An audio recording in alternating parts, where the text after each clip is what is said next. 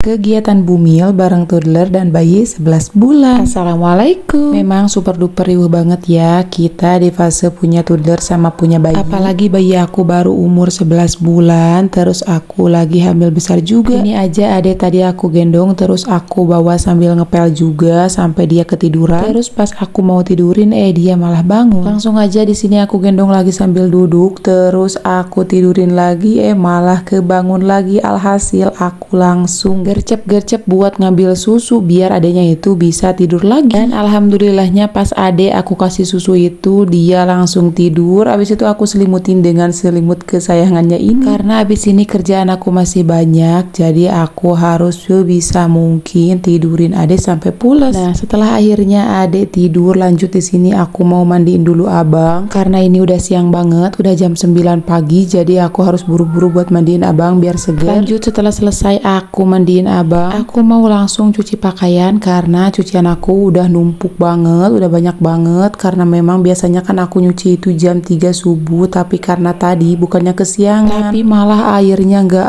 ada coba. Jadi aku keburu males, alhasil nyucinya itu sekitar jam setengah 10 pagi. Seperti kebiasaan aku ya, kalau nyuci itu pakaiannya suka ditumpuk dulu kayak gini, dari mulai yang terbesar sampai yang terkecil, jadi nanti nyucinya itu bisa gampang. Terus air sama sabunnya itu bisa nyerap juga ke bagian bawah, jadi nggak bakalan terlalu olok sabun. Ini aja aku sabun yang setengah kilo cukup untuk 2 minggu loh.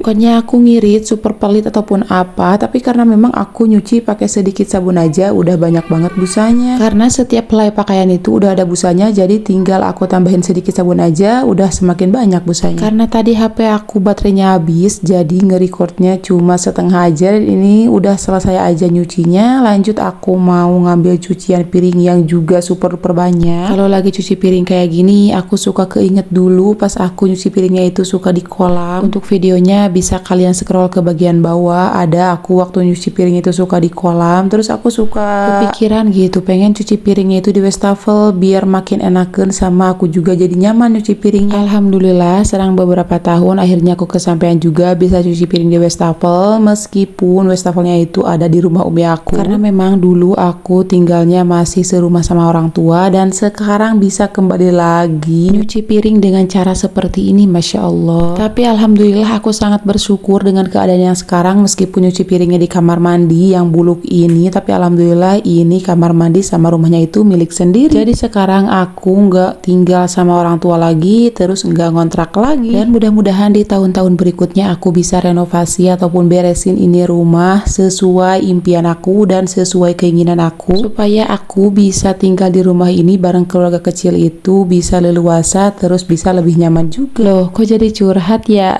Jadi balik lagi ke videonya. Setelah selesai aku nyuci piring, lanjut aku ini sikat-sikatin si lantainya ini, meskipun belum di keramik, tapi aku nggak mau ya kalau misalkan lantainya ini licin ataupun apa, jadi gak boleh jorok sama sekali. Alhamdulillah tinggal istirahat.